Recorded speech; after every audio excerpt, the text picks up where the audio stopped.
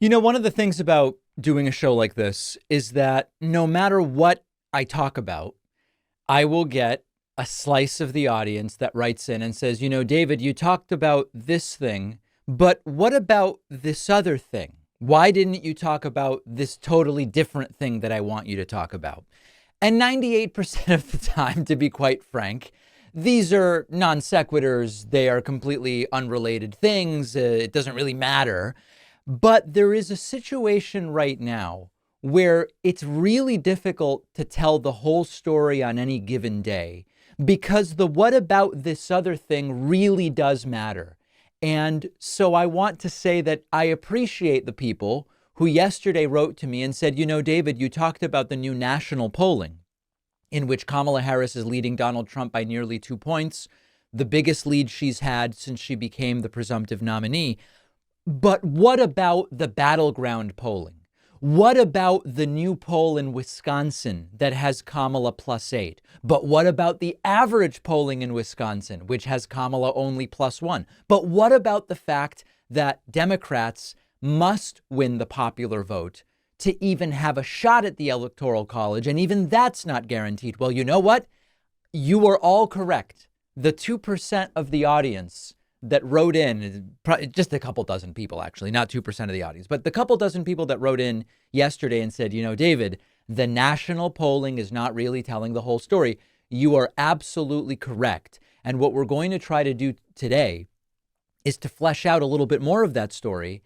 And it's a big story, and there is always an if, and, or but. So let me reframe.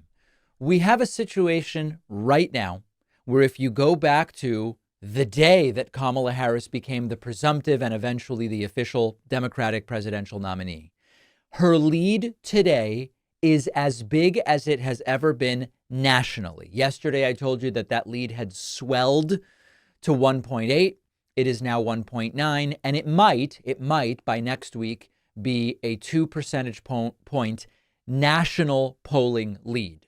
However, we have a presidential election in the United States that is won not by winning the national popular vote, as much as I would love it for that to be how we determine who becomes president. One must secure 270 electoral votes by getting those votes from enough states to add up to 270. And what it will come down to in the United States, because of the way that the population is distributed and the electoral votes are distributed, is 3 to 5, maybe 6 critical swing or battleground states. Now, there was a headline this morning, and it was an accurate headline, Kamala +8 in Wisconsin. And it is absolutely true, and we have it up on the screen now, that in the latest Bloomberg Morning Consult poll, Kamala Harris is leading by 8. Surely a great sign for her in Wisconsin. So remember, we're building up the story. Well, here's the national polling, but this is really a race about 3 to 5 or 3 to 6 critical battleground states. Well, here's a battleground state that was divided by under 1 point in 2020, where Kamala Harris seems to be leading by 8. That's great for her, right? Well, maybe not, because we don't look at just one poll. We look at an average of recent polls. And while Kamala Harris is leading by 8 in one recent poll out of Wisconsin, Trump is leading in 2 of the last 4 polls. Harris is leading in 2 of the last 4 polls. And we have a tie in the 5th of the last 5 polls. So on average, Kamala Harris's lead in Wisconsin is only 1.4. Well, let's zoom out a little more and look more broadly at the states likely to decide this election. All right. The picture that is painted is one that is very much of a toss-up race. If we look at Arizona, on average, Trump is leading by 1. Remember that Biden won Arizona in 2020, and yet Trump is currently leading. Well, that doesn't seem so good for Kamala Harris. If you look at Nevada, a state that Joe Biden won in 2020, Kamala Harris is leading, but it's 0.6 of a point. It is essentially a dead heat. In Michigan, another state that President Biden won in 2020, Harris is leading by 1. In Pennsylvania, a state that Joe Biden won in 2020, it is a straight up tie. You've got 5 recent polls, 2 are tied, 3 have Trump winning, 1 has Harris winning. The weighted average of those is a dead heat tie in Pennsylvania, a state that was won by President Joe Biden. So none of that is particularly rosy for Kamala Harris. Look at Georgia, a state that Joe Biden won in 2020.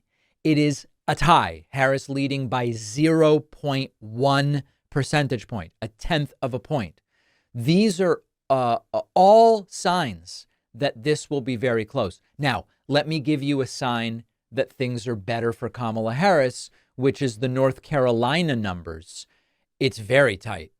It is not wrong to say that North Carolina is in play. Right now, Donald Trump winning by 0.7 of 1 point. And Kamala Harris has 3 recent polls where she is leading. So what's the big picture here? Depends what story you want to tell yourself. And this is why I try to focus on that which we can control. Can I control whether I vote in the state in which I live? Yes, I can. Can I control whether I express to my friends and loved ones and coworkers and whoever will listen to me the importance of voting, and that this race will probably be close electorally, even if Kamala Harris wins by several points in terms of the national popular vote? Yes, I can do that. Can I control a lot of these other factors? Get out the vote in North Carolina, or predicting what the split will be in the 3 North. No, I don't have any control over that. So it is really important that we not just say to ourselves, hey, you know what? JD Vance's favorability is in the toilet. People dislike him, but they like Tim Walz. And Kamala Harris is raising record money, which she is. And I want to talk about her fundraising in a moment because it's very interesting what's going on. We don't want to hear that and hear Kamala +8 in Wisconsin and say, we've got this one in the bag. Because at a structural level, the Electoral College favors Republicans. We have numerous examples, George W. Bush, Donald Trump, of situations where the Republican candidate loses the popular vote and wins the Electoral College and becomes president. We have multiple examples of that. And we also have this framework where, you look at the 2020 results, which let me actually pull them up, presidential general election results, because I want to make sure I get the numbers right. President Biden won the popular vote by more than 4 points. And still the Electoral College came down to just over 100,000 votes in 3 states. And if there is any reminder more crystal clear than that about the importance of, Kamala's winning by 2, great. Biden needed to win by 4.5 to eke out 100,000 vote win in the Electoral College. It will almost certainly be very, very close. And keep an eye on the total picture, not just national election polling, not just one poll in Wisconsin. And if you do that, it's hard to look at the numbers right now and say that Kamala Harris has this in the bag. Let's now talk about fundraising. Kamala Harris is raising so much money that she's giving some of it to other campaigns. And this is of critical importance because the ability to get anything done in the next presidential term, even if Kamala Harris wins, will come down to who controls the House of Representatives and who controls the Senate. The latest Senate forecasts I've seen, I think I added an extra syllable there. The latest Senate forecasts I've seen suggest that this is very, very close, with a slight lean towards Republicans controlling the Senate. If that's the case, it doesn't really matter what Kamala Harris wants to do with the child tax credit. It doesn't really matter what Kamala Harris wants to do with her other tax and economic proposals, because Republicans will have the ability to stop it.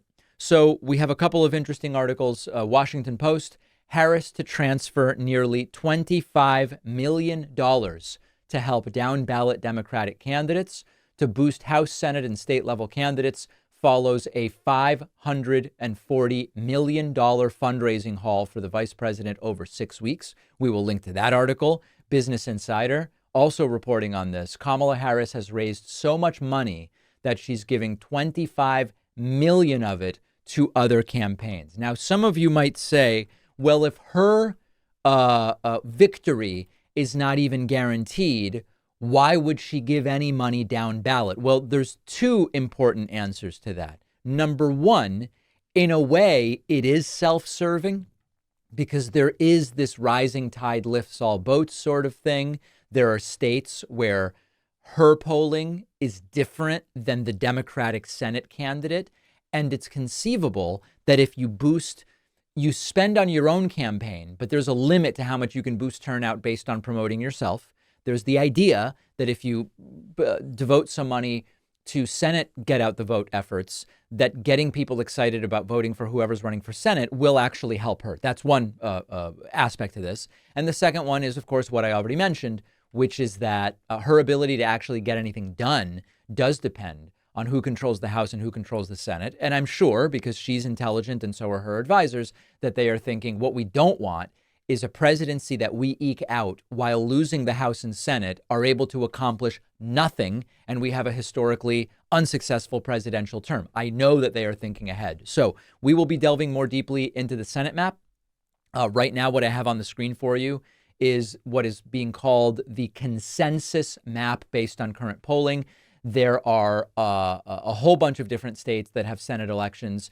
Right now, what you can see is 50 for Republicans, 48 for Democrats, with two toss-up seats, Montana and Ohio. And this is not an awesome map. This is not a particularly awesome map for Democrats. So we are going to be following all of this extraordinarily closely. The fundraising numbers are stunning, and yet, it still looks like it'll be a very close election electorally. Hopefully, there will be some spend devoted to North Carolina, a state that is at least arguably in play, and a very gerrymandered state. Donald Trump is having to put some money into North Carolina, so that is an interesting thing. But we are seeing sort of the feeling, and I know facts, feelings, two different things. There is the feeling and an energy of excitement behind Harris Walz that has not really been there on the Democratic side for quite some time now. That alone won't get you victories, but it can be a starting point to actually campaigning and building a really good ground game. One other really funny thing about Kamala sending some money down to down ballot Democrats. Donald Trump's deal with sending money to down ballot Republicans was, you've got to give me a 5% cut. There was a leaked memo some months ago demanding any candidate that uses Trump's name to fundraise, give him a cut. That's the Trump approach to politics, very different than the Harris approach to politics. So long story short, we've got just a few weeks to go. Debate is next week. I'll be streaming it live. Hope you'll watch with me. Vice presidential debate, October 1st. We'll be streaming live. Hope you'll watch it with me. I want you to be involved in whatever way makes sense for you, phone banking, donating, just making sure that you vote, and make sure you're subscribed to the YouTube channel, as we will be with you through and beyond the November election. We'll take a very quick break. Big court news for Trump after this short break.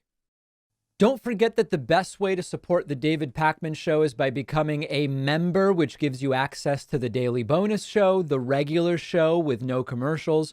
You also get access to our entire archive of every episode dating back a really long time, and plenty of other awesome membership perks. Go to joinpakman.com, joinpakman.com. The David Pakman Show is, as it has been for a very long time, primarily supported financially by our audience. We're not part of a big media conglomerate. We're completely independent, and the primary funding source for the show is people who hear the podcast or see us on YouTube or TikTok or wherever and say, hey, I'm going to send a few bucks your way. I'm going to get a membership at joinpakman.com. We have great perks for those who do, including an extra show every single day called The Bonus Show. Oh, The Bonus Show, where you want to make money, but everybody else that makes money to fund themselves is bad. That's the real Alex Jones, furious that we have a bonus show. As well as commercial-free audio and video streams of the show, the members-only soundboard, invitations to members-only town hall events, and many other goodies. So I invite you, with humility and peace and love, to sign up at joinpakman.com. You can also use the coupon code SAVEDEMOCRACY24, SAVEDEMOCRACY24, to get a sizable discount off of the cost of a membership. Well, ladies and gentlemen, it appears to be happening. Another attempt to delay Donald Trump's sentencing in his criminal conviction on 34 felony counts has been rejected by a judge. And we appear, things could change, we appear to be barreling towards sentencing just a few days from now, for 2 weeks from now, in fact, on September 18th for Donald Trump. ABC News reports, judge denies Trump's second attempt to move his hush money case into federal court. The former president is scheduled to be sentenced on September 18th. Trump had asked the federal court to intervene and delay sentencing after the Supreme Court ruled in July that Trump is entitled to immunity from criminal prosecution for official acts undertaken while in office. However, U.S. District Judge Alvin Hellerstein wrote yesterday, quote, nothing in the Supreme Court's opinion affects my previous conclusion that the hush money payments were private, unofficial acts outside the bounds of executive authority. And of course, it doesn't take a law degree to come to that conclusion. That's for sure. Trump's sentencing scheduled to take place September 18th, as I mentioned. Trump filed a notice of appeal signaling his plan to appeal this latest decision to the United States Court of Appeals for the Second Circuit. And of course, as a reminder, Trump found guilty in May, 34 felony counts falsifying business records due to the hush money payments to adult film actress Stormy Daniels in order to boost his electoral prospects in 2016. So where are we on this right now? There was an argument made by defenders of Trump in the immediate aftermath of the July decision from the Supreme Court that because of the immunity that the Supreme Court determined Trump has, he simply cannot be sentenced in this particular case. What it ultimately comes down to is what we knew it would come down to beforehand based on the oral arguments that were made. What constitutes an official act? And there's a very dangerous double-edged sword here because there were these hypotheticals that were put together, outlandish in a way, but really addressing a very real issue. What if Joe Biden or Kamala Harris determined that as an official act to preserve the national security of the United States, Trump must be killed? If they can couch it as an official act, based on what the Supreme Court found, that would be an action for which they would have immunity. Now, what the right wingers love to say when we bring this up is nobody's talking about that. That's crazy. It doesn't make any sense. Well, but hold on a second. When we talk about slippery slopes, there are times where a slippery slope is asserted and it is logically fallacious and it doesn't make sense. This is a case where it is exactly the thought experiment that we need. Because what we are talking about is presidents on their own say-so based on determinations they've made unilaterally without an empirical basis, saying, as president, here is what I am doing and what I am ordering, and therefore I should be immune. So we all understand the very sharp double-edged sword that exists here. At least for now, the judge has determined Trump's sentencing can go forward. It's 2 weeks away. I don't know what to expect. I think I think the most likely outcome is Trump doesn't serve a day of jail or prison. Now, that doesn't mean there would be a sentence, but it's suspended, an attempt at home confinement. I don't know.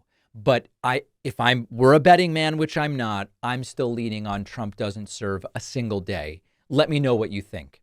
One of the funniest interviews I have ever seen was published yesterday. It was Lex Fridman interviewing the failed former president, Donald Trump. Now, some of you may recall I was on Lex's show some time ago, and Lex Fridman's approach to interviewing is sort of laid back, not particularly argumentative. Let the guest explain how they came to their views without any real probing or certainly no contradictions with facts. And that was Lex's approach in this interview. There are people defending him saying, listen, this is the way he's done his 441 episodes before this one, so why would we expect anything different? And there are those who are angry saying, well, listen, when you interview a former president who is the Republican candidate, you can't just let them lie uncontrollably and either refuse or be ill-equipped to contradict what they say.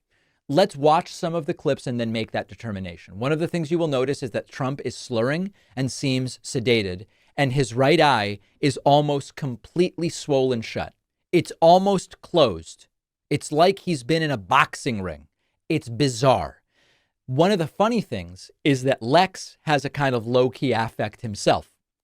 And I'm not suggesting that Trump is trying to match Lex's affect, but Lex is so low-key. Trump sounds sedated. His eye is almost completely swollen shut. It's wild. We pick up the interview when Lex Fridman asks Trump about his claims regarding the 2020 election. Trump tells 13 lies in 2.5 minutes. 13 lies in 2.5 minutes. Let's see if you can count them all. We'll watch and then we will discuss. Tough topic, but important. You said lost by a whisker. I'm an independent.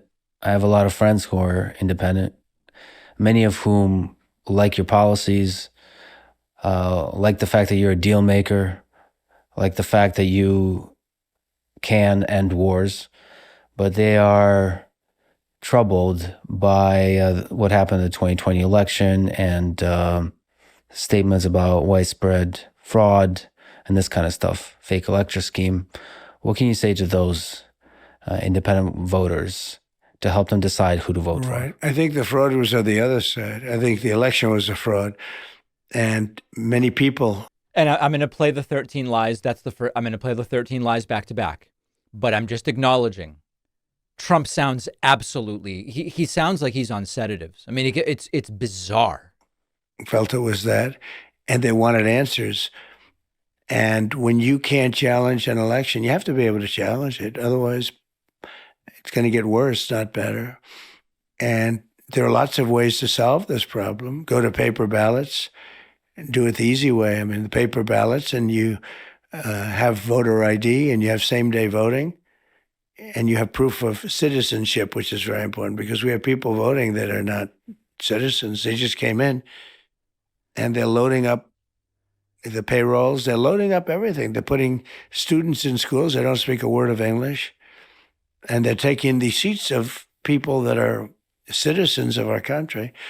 So, look, we have the worst border in the history of the world.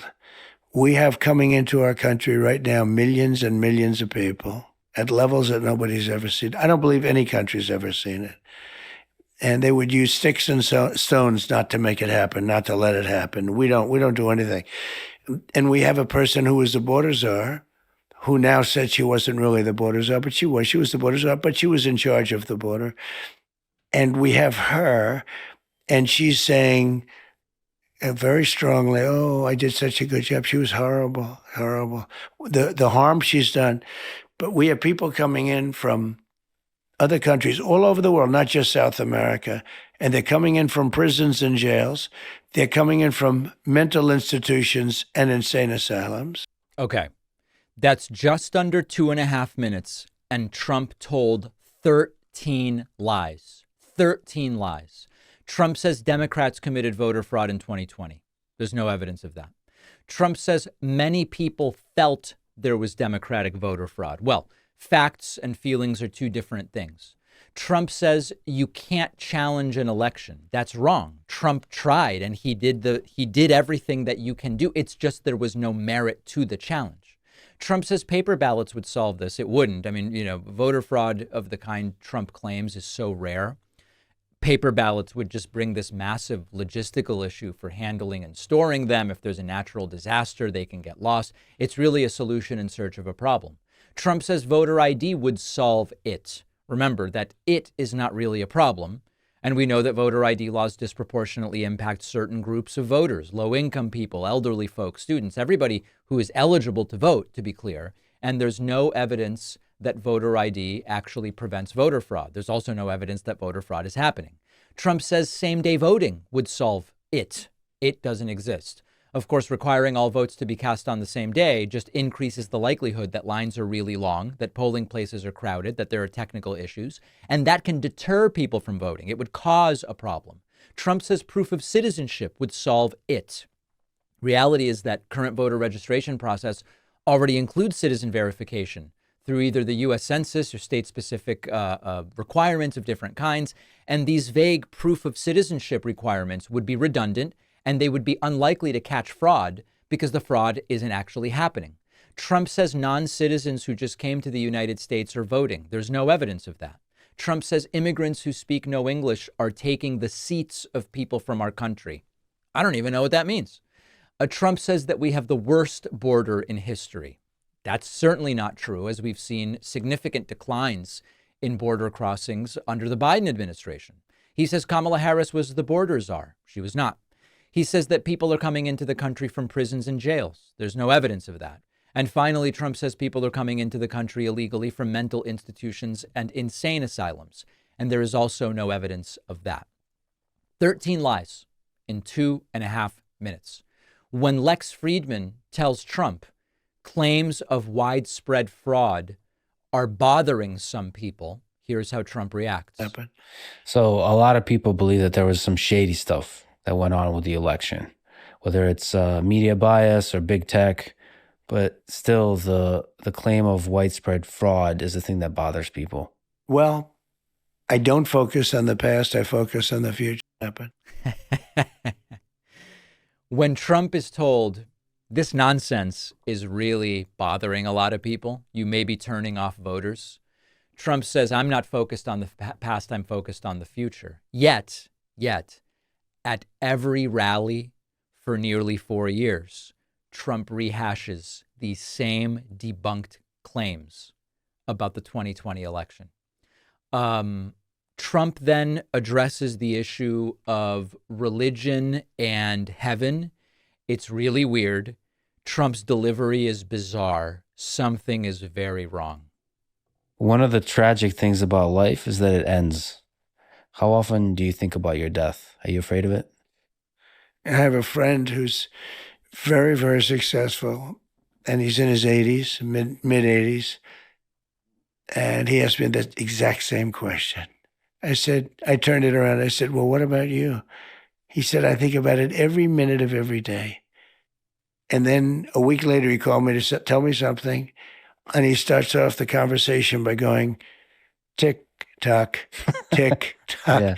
This is nutty stuff from Trump. This is a dark person, in a sense, but it is what it is. I mean, if you're religious, you have, I think, a better feeling toward it. You're supposed to go to heaven, ideally not hell, but you're supposed to go to heaven if you're good. I think our country's missing a lot of religion. I think it really was a much better place with religion. It was almost a guide, to a certain extent it was a guide.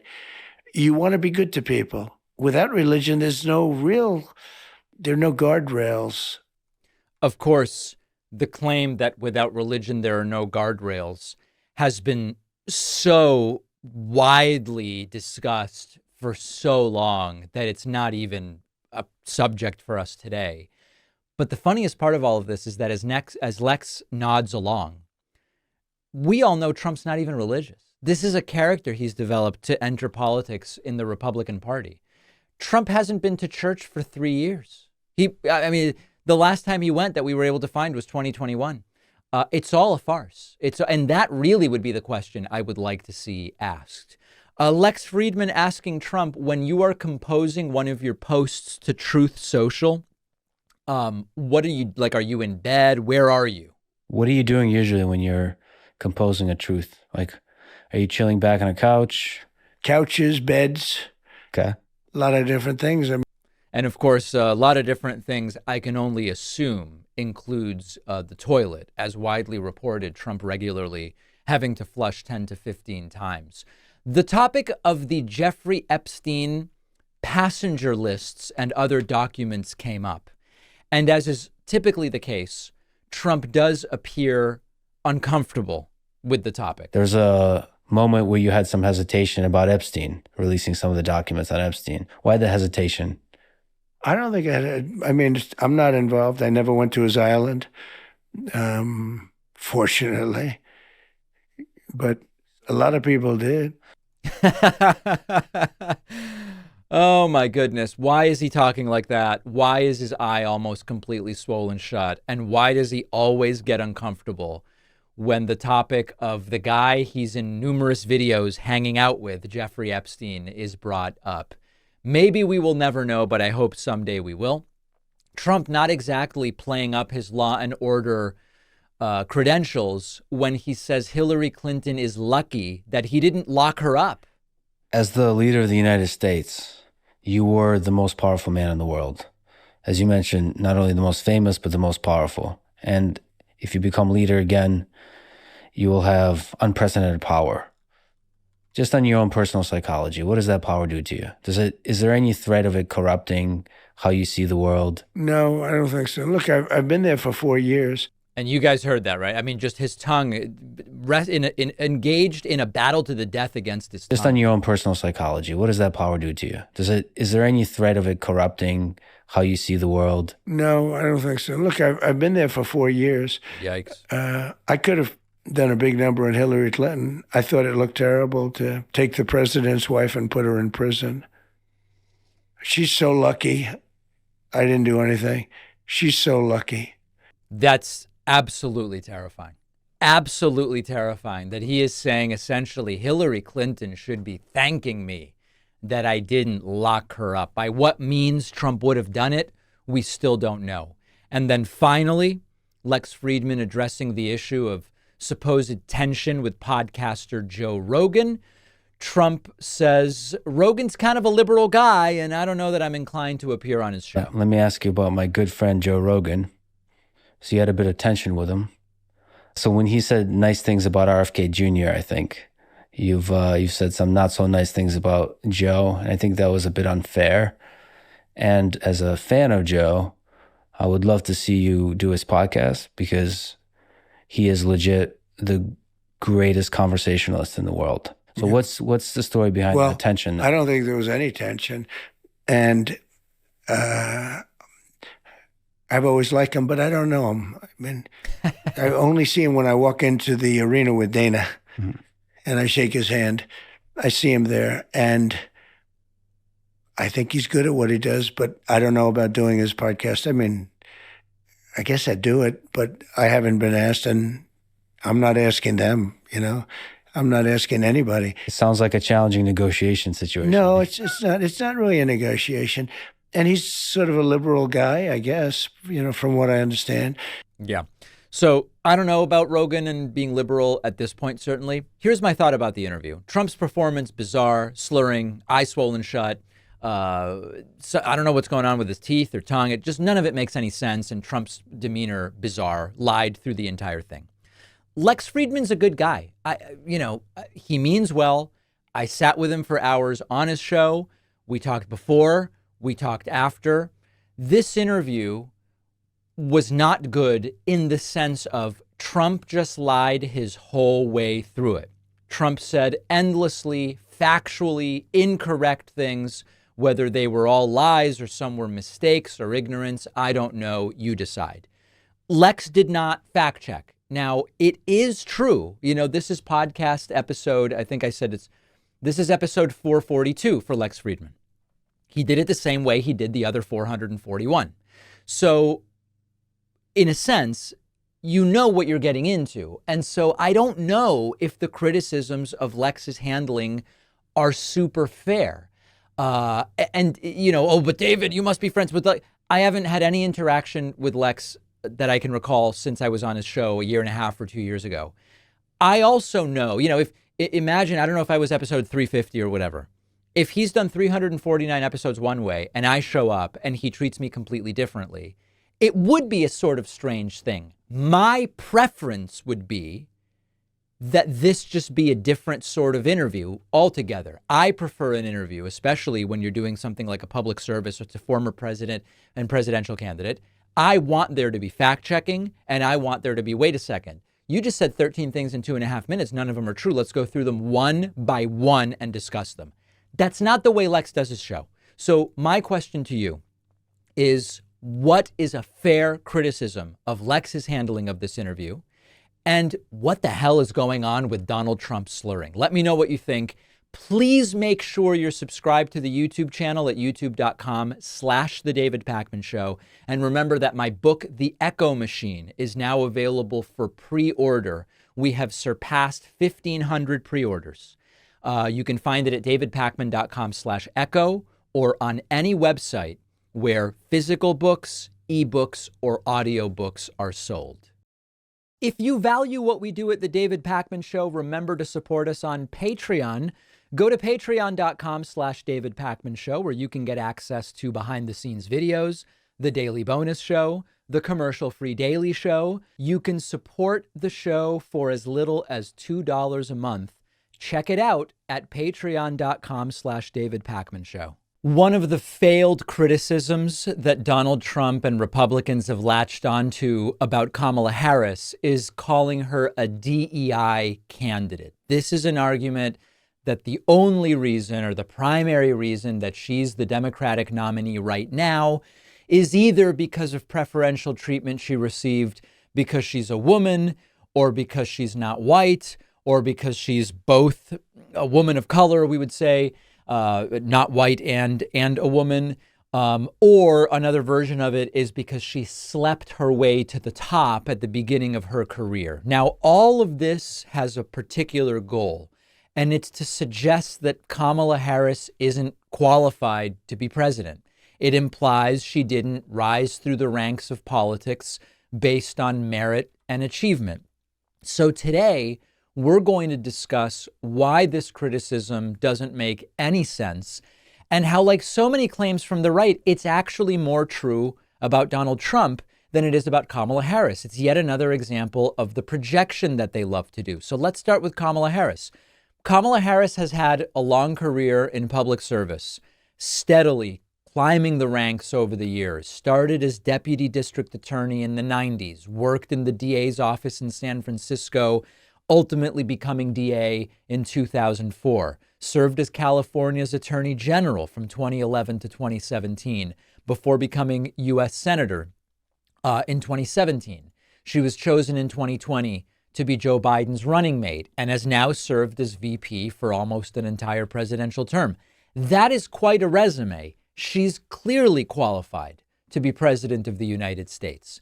So what are Trump and Republicans basing their argument on? Well, some Republicans argue that Kamala Harris slept her way to the top because she had a relationship with California politician Willie Brown in the 1990s, the argument being she was leveraging being a young, attractive woman to further her career. Now, it is true that Brown appointed Harris to two political positions during their relationship. One was on the California Unemployment Insurance Appeals Board and one on the California Medical Assistance Commission. Now, these appointments have been cited to argue that her career was solely based on the relationship with Brown. These are really pretty minor positions compared to what she ultimately achieved, and it doesn't really make much sense. The relationship with Brown ended either in late 95 or early 96. She kept climbing the ladder without his help, saying, his career is over. I will be alive and kicking for the next 40 years. I do not owe him a thing. And indeed, Kamala Harris continued rising through the ranks because of her qualifications. But that's not the more common accusation. The more common accusation the right has been trotting out is that she was chosen to be Joe Biden's VP only because she was a woman and or a minority racially or both. Now, it is a fact that during the 2020 Democratic primary, Joe Biden stated, I want to choose a woman as my running mate, so the country could potentially have its first female vice president. If I'm elected president, my cabinet, my administration will look like the country. And I commit that I will, in fact, I'll pick a woman to be vice president. There are a number of women who are qualified to be president tomorrow. I would pick a woman to be my vice president. In the wake of George Floyd's murder, there was a push for Biden to pick a woman of color. 4 of his finalists were black women, and ultimately he selected Kamala Harris.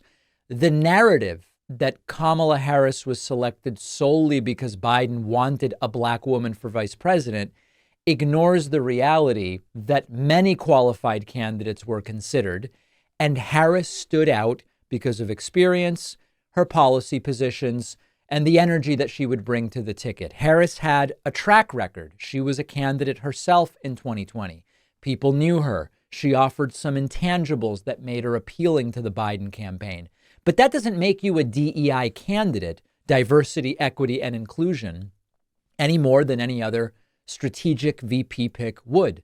Vice presidents are often chosen to try to appeal to certain regions or demographics. Whether it works is a different question, but it's common. JD Vance and Tim Walz, for example, were clearly chosen in part because of their appeal to working class voters in the Great Lakes region who are overwhelmingly white. Yet no one would label them DEI candidates. Identity has always been a major factor in presidential candidates choosing their running mate because they want a balance on the ticket. In 2008, John McCain, as an elderly man, chose Sarah Palin, a young woman, to be his running mate. Maybe it's a little much to say McCain was elderly then, but as a middle-aged plus guy, he chose Sarah Palin as a younger woman, to be his running mate with the idea that it would invigorate the campaign. Barack Obama chose Joe Biden, believing that Biden's gray hairs and experience would balance out the ticket and alleviate the concerns about Obama being too young and not having enough experience. These considerations aren't racist or sexist or playing into DEI. It's just smart politics. Now, there's a further irony, which is that in 2016, Trump explicitly said he would not pick a woman because it could be seen as pandering. Remember this? His campaign manager says the campaign probably won't choose a woman or a member of a minority group.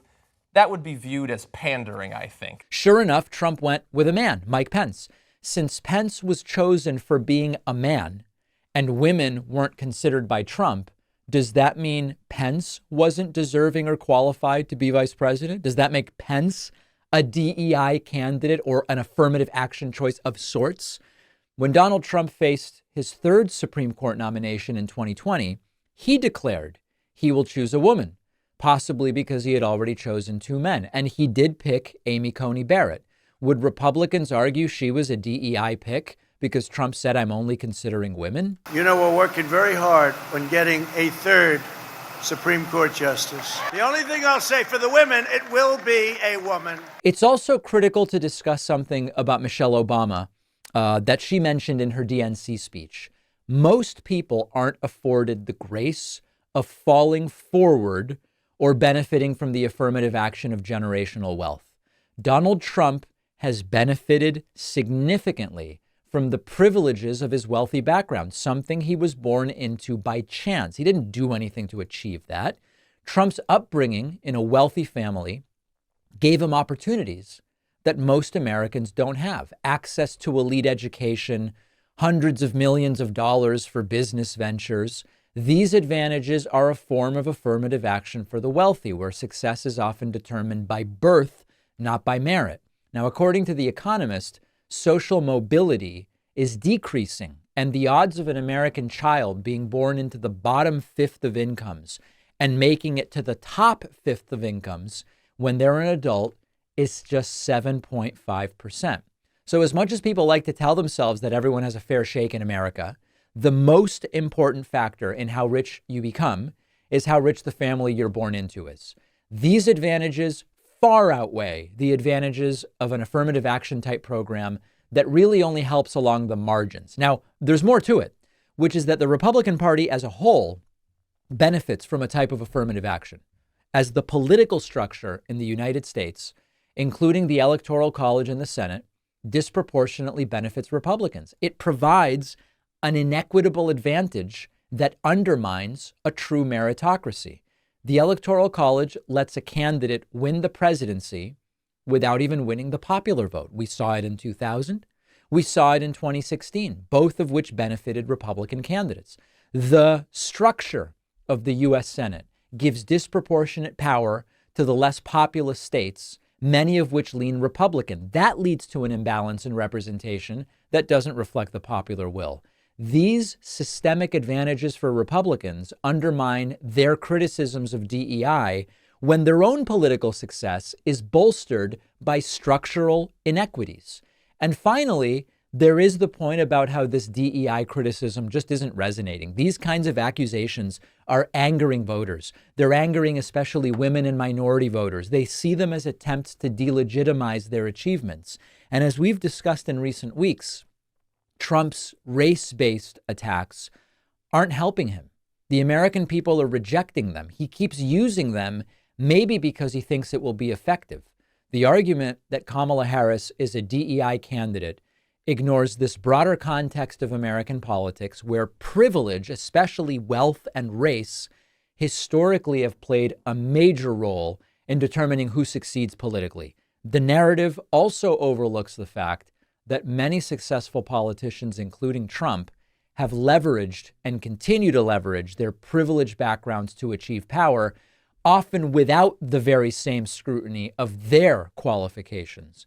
Republicans making this argument are either acting in bad faith and or confused, and they're hoping that latent racism in their messaging will appeal to voters. It doesn't seem to be working so far.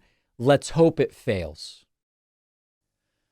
Follow us on social media. Interact with the David Pakman Show community. See exclusive content. See when we're taking calls live. And stay up to date on other big show announcements. We post daily. Find us on Reddit, Twitter, Instagram, Facebook, Discord, and TikTok.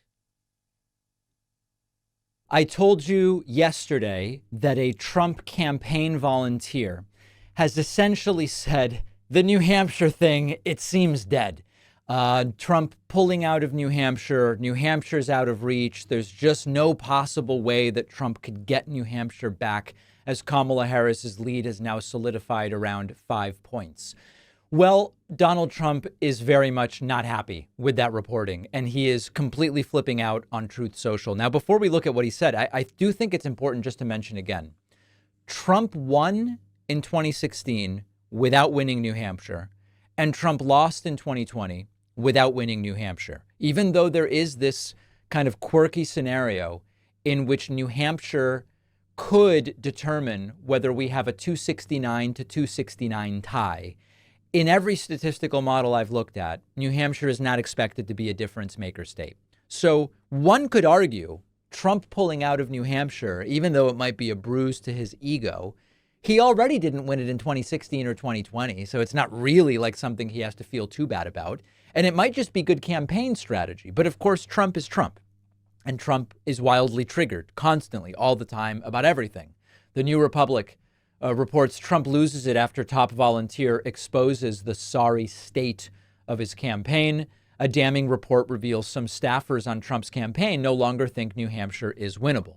Well, Donald Trump taking to his platform Truth Social, which itself is failing, and says, quote, Comrade Kamala Harris sees there are problems for her campaign in New Hampshire because of the fact that they disrespected it in their primary and never showed up.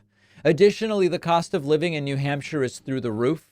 Their energy bills are some of the highest in the country, and their housing market is the most unaffordable in history.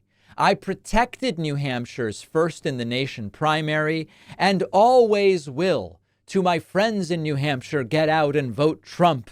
Together, we will make your capital S state and America capital S strong, capital S safe, and capital P prosperous again. Just capital letters randomly all over this thing.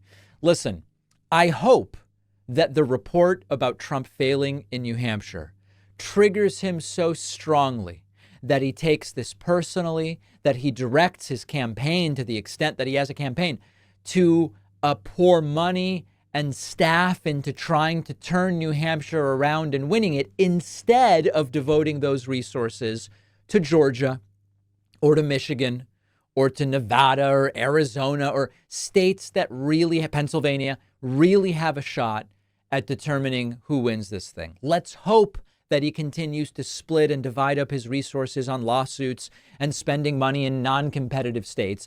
And while he does it, we can focus on actually getting the vote out in the critical battleground states. So it's so funny how this ended up all being a play on Donald Trump's ego and narcissism and his thin skin. Because the math of it is, who cares about New Hampshire if you're Trump? because it has never been win or lose. Had Trump won New Hampshire in 2020, he still wouldn't have become president. And in 2016, Trump didn't win it, and he did become president, winning in the Electoral College. So it just doesn't matter in that sense. I'm not saying he doesn't care about New Hampshire voters, although he doesn't. He doesn't care about any voters beyond their ability to help him, either by donating money or voting or getting him in the White House. It could just be, hey, you know what? We didn't need the state. I've won without it. I've lost without it. We're making sure that the states that are going to be really close are where we are putting in our energy. But Trump's too thin-skinned for that, and so wildly triggered on Truth Social. Good for him. Start pouring money into New Hampshire. I hope he does it. Fox News decided to host a rehab interview for JD Vance. What do I mean by that? Well, as many of you know, JD Vance is painfully unlikable, and his unfavorability is high. His favorability is low. So they decided to try to do a let's rehabilitate your image interview on Fox News, interviewed by Laura Ingraham. It went so terribly wrong so quickly that it almost makes you feel a little bad for JD, but I don't really feel bad for him because he's absolutely horrible. We've endorsed JP, right? JD Mandel. Here is Laura Ingraham doing her best to talk about what a great guy he is and how funny he is. Really, folks, he's so likable, says Laura Ingraham. Senator, people, I guess they do these polls and they say, oh, your favorability isn't as high as Tim Walz's. You know, there's a gender gap for your ticket compared to Harris and Walz. How do you go to the undecideds at this point, the shrinking pool of people, and convince them that not only are you serious and you're seriously smart, but you're a regular person. I've known you for a long time. You're really fun. You're really funny. How do you convince people that you are a member of Homo sapiens just like all of us, despite the way you appear? Versus the giggle and vibe show that seems to work for a lot of women voters out there. Right. That's a reference to Kamala Harris's laugh, by the way. You know, Laura, my approach to this is just to get out there and meet as many people as possible. And I know this is Donald Trump's approach too. One of the funny things is every time he meets people, it goes terribly. Can you tell me how long you have worked in the donut shop? Oh, I've worked here 6 months. Very good, ma'am. Thank you. I will have a cruller, please. We don't do the scripted stuff. We don't only speak in front of a teleprompter. We actually like to get out there and give some unscripted remarks, some press conferences, and also just, go out there and talk to people. And that's what I'm going to keep on doing, Laura. I don't put much stock in the polls. Yeah, I wouldn't either if they all said I was the least popular VP in modern political history. Even the polls that show us ahead, and there are a lot of those these days. What I put stock in is the wisdom of the American people and the fact that if we go out there, make our case, don't hide behind a teleprompter, but get out there and meet people, the American people are going to elect me and Donald Trump. I have no doubt about that. We just have to do our work, and we've got 65. Laura, thank you so much for having me on your show to rehabilitate my image today. It's a really strange choice. I mean, Laura Ingraham's nuts, and so lacks charisma herself. It's a weird place to launch your I'm a normal person tour, in my mind. Here is Laura Ingraham asking JD about his beard. Vance, will you clear this up tonight for everyone watching? Is your beard your best prop? Hot. Laura, you have told a funny joke. As a fellow member of Homo sapiens, I recognize it with this laugh. It was all terrible. It was really, really bad. And eventually JD kind of got to why Donald Trump is so great, and everything he said is untrue. And I think that if we want to fix that recruitment problem, the best thing we can do is re-elect Donald J. Trump. People trust his leadership. They also know that a military led by Donald Trump is about what unites us as Americans, and it's not about this ridiculous division of Kamala Harris. Yeah. It doesn't strike me that it would be logical for one to say, now that Trump won, I am going to go and join the military. And the division that JD is talking about is what Trump has been stoking. You go to, a Harris Walz event, and it's Let's build ourselves up. Let's educate. Let's give people freedom and liberty to do the things they want to do and to realize that we are one human race. At the Trump rallies, it's the media's bad, Democrats are bad, these people are Marxists, those are communists, the military's woke. The division is coming, the calls are coming from inside the house, is the point I'm trying to make. And then here is JD laying it out and saying, oh, yeah, so many people will want to join the military if Trump wins. If you're a person thinking about joining the military, you're probably not going to want to sign up if Kamala Harris is the potential commander-in-chief. Why not? If anything, I mean, listen, Kamala Harris has not made foreign policy an extensive part of her campaign so far in a serious way.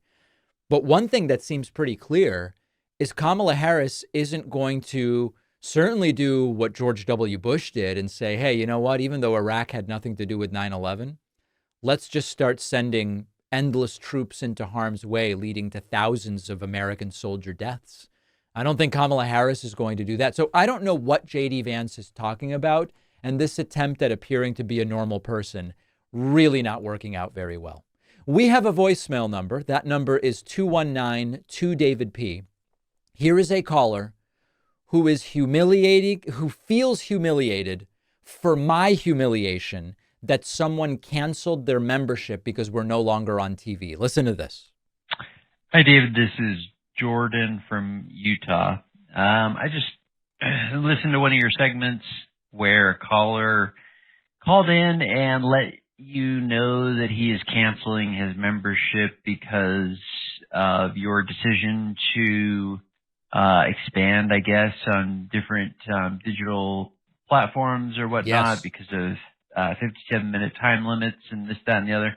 Yep. And it struck me as very odd that someone would call in and leave a voicemail explicitly letting you know that they are withdrawing their membership. It is odd, but it happens all the time. As if, $2 a month or whatever a single membership is going to make a massive difference. But I know every little bit helps, so I'm not trying to diminish that. So, but the fact that someone feels as though they have to call in and let yes, you know that they're canceling, knowing that their voicemail might be broadcast, is just humiliating to me. Yeah. And very sad. And so I'm going to be gifting some memberships to make up for that. Not that I feel obligated to, but just thank you, because I feel that the work that you do is incredibly important. There's a lot of independent media shows out there. Tucker Carlson on X and Megyn Kelly and Bill O'Reilly, people that used to be mainstream but are now independent, who are just shills for the right wing still. And not just progressive shows like yours, but honest shows like yours are ones that I appreciate. Well, listen, I love the message. Yes, people for a very long time feel it necessary to call in and tell me, David, I'm canceling my membership. It will continue, I assure you, but it's great to have folks like you in the audience. We've got a great bonus show today. We're going to talk about the Arlington Cemetery debacle fallout. We will talk about the latest prediction about the economy from Goldman Sachs, whether it is Harris versus Trump as president. And we will also talk about how Joe Biden is as popular as ever now that he's not running for anything. Should that come as a surprise? All of those stories and more on today's bonus show. Sign up at joinpacman.com. I'd love to see you there.